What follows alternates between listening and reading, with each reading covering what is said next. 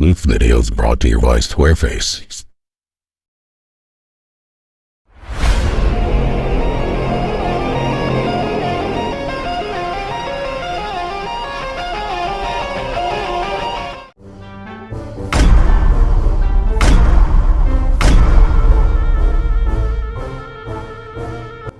What's up, YouTube, and welcome back to Devil's Customs and Creatures. Today we'll be participating in the Big Bot Bash put on by Bill Making Stuff. If you're unfamiliar with the Big Bot Bash, you basically roll a 20-sided die and use the junk bot generator to determine what your build will be. The sections are body, head, arms, hands, legs, and flavor. My roll came out to the following. The body was missing parts, the head, cyclopean, arms were wired, hands were take an eye out with that, legs, they call me wheels, and flavor, is that meat? If I learned anything from watching Bill, it's always good to start off with a sketch.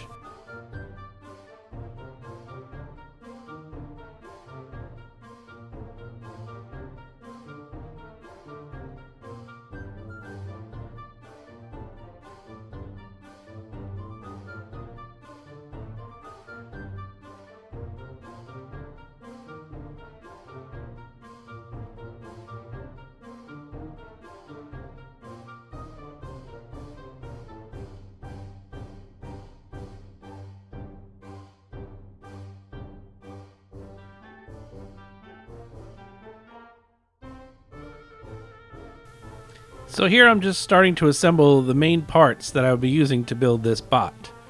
We have the round body,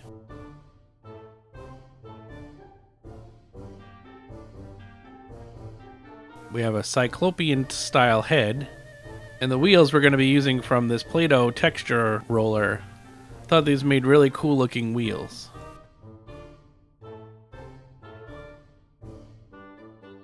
I decided early on that I wanted to make the body a type of either brick oven or some type of cooking device, because this character was going to be known as the Butcher of Meat Mountain.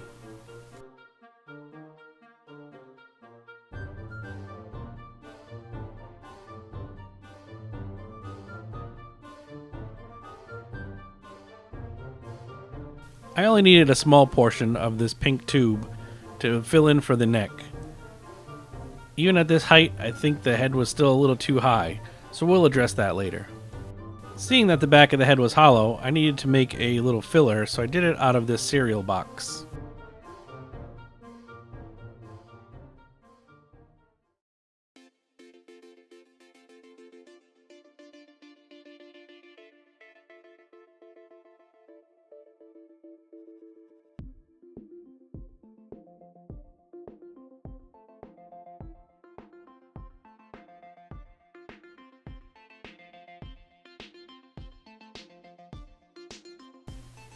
Here's where I decided to shorten the head, as I felt that it was too high for the body.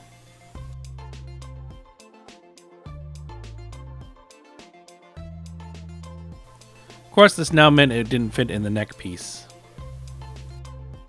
So here's what we called in the crafter's magic, EVA foam.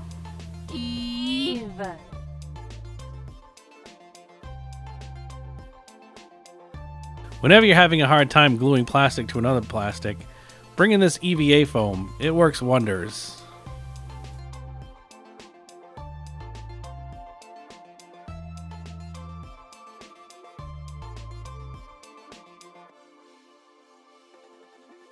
For anyone worrying that the pink tube would go to waste, don't fear.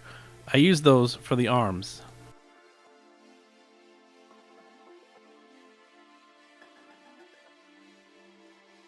A bisected rubber ball made for a great shoulder. I kind of went 2 for 1 with the arms and hands as they went together. This is a piece of coat hanger wire, which will fill the requirements for wired arms, but also very pointy end for you'll take an eye out with that.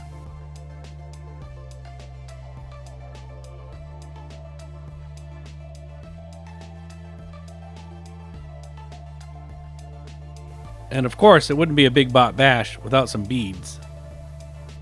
I wanted the inside bottom to be a type of grill, I use this little medicine bottle as a stand to get the grill surface at the right height and to also add a little bit of weight to the base.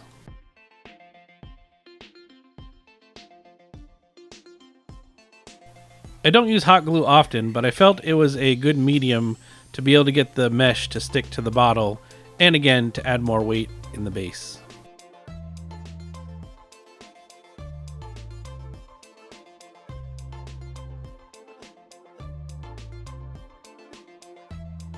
Here I'm using coarse ballast from Woodland Scenics to simulate the charcoal briquettes that would be on the top of a grill. I used a finer mesh piece here as the coarse ballast would have just fell through the original base, which created a much better surface to stick the ballast.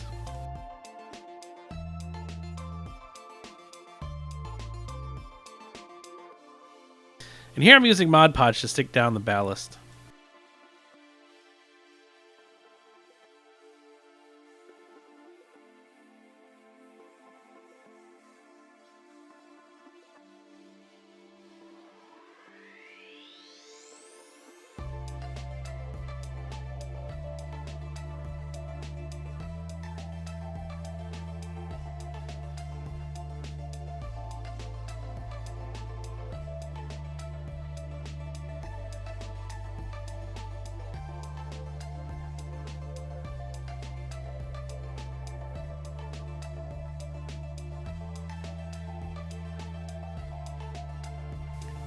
Being that my head style was Cyclopean, what does every Cyclops need?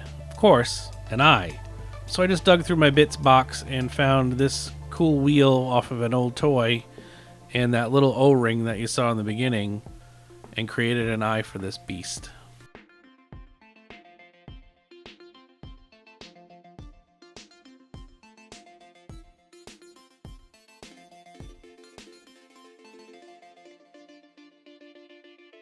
I thought the back of his head was looking pretty flat and plain, so I found this plastic gear and glued it to the back, giving it some depth.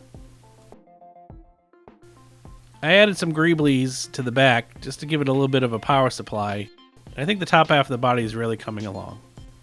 And now it's time to address the legs. Don't you say legs! I know you're gonna say legs! Legs! Still hurts to hear out loud.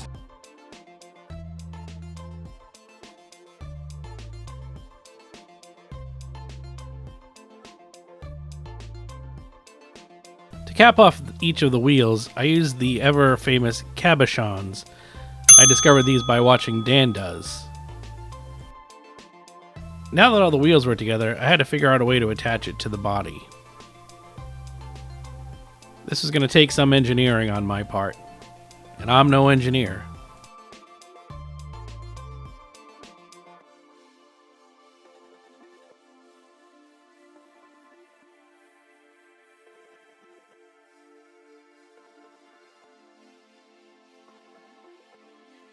A spare gas tank left over from the truck that I used for the lunar build, and a plastic piece were all I needed.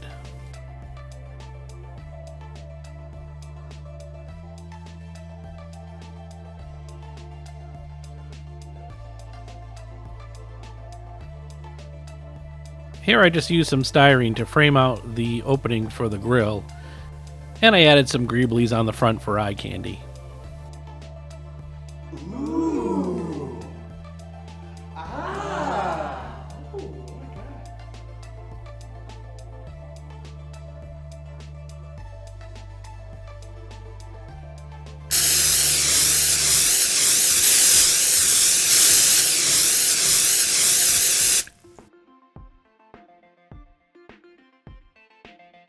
Here we have the bot in the classy Zenithal highlight.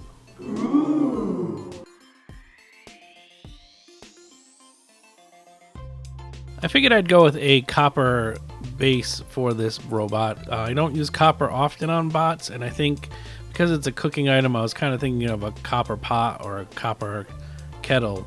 So I went with a copper base. This, of course, will get weathered later.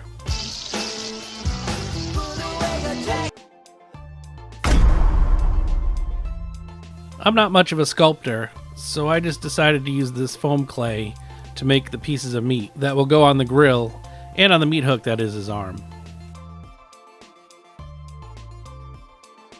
I wasn't trying to get too fancy with this, as we don't actually know what kind of meat comes from Meat Mountain.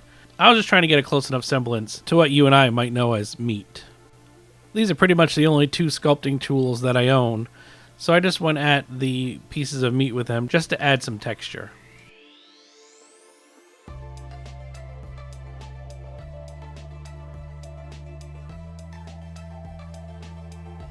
I wanted to add some extra grossness to these pieces of meat, so I grabbed this Tamiya clear and went ahead and gave them a nice clear coat. And as Bill always says, painting time with Bill is boring time with Bill, and boring time with Bill is story time with Bill. I'm going to give you a little bit of a story on how this robot came to be.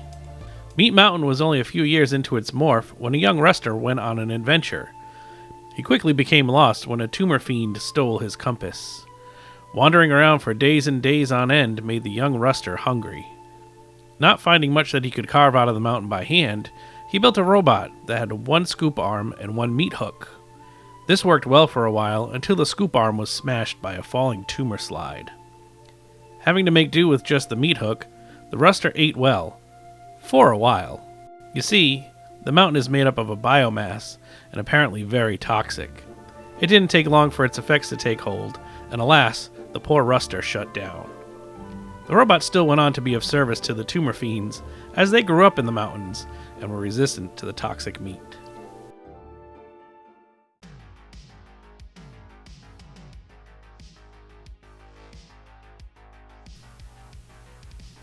Having never been to Meat Mountain myself, I wanted to create a base that had a good mix of mechanical items and organic creatures.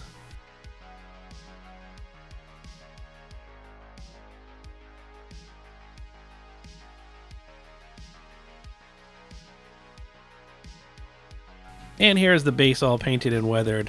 I added some outside sand to the base just to give it a mountainous kind of feel.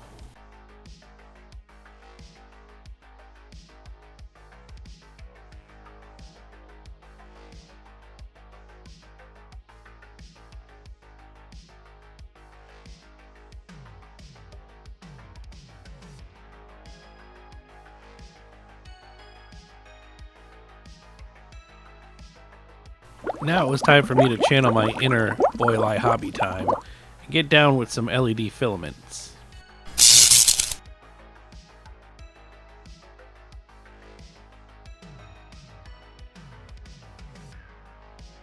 Is there normally this much smoke?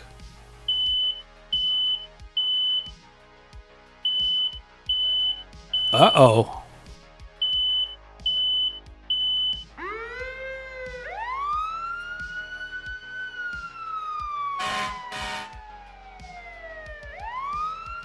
Next time I think I'll leave that to the professionals. And here's where it all started. The initial sketch generated from the JunkBot generator for the 2025 Big Bot Bash. And here's what I came up with.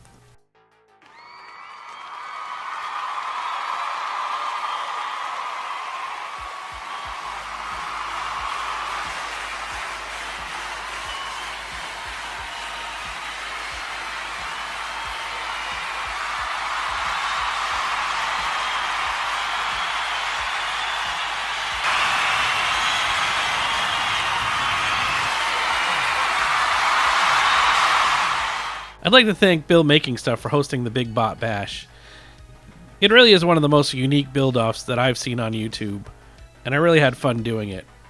I hope you enjoyed this build in this video, as I put a lot of effort to make it something enjoyable. Please make sure you check out all the other builders by using the hashtag BigBotBash in the search engine. Until the next one, be well.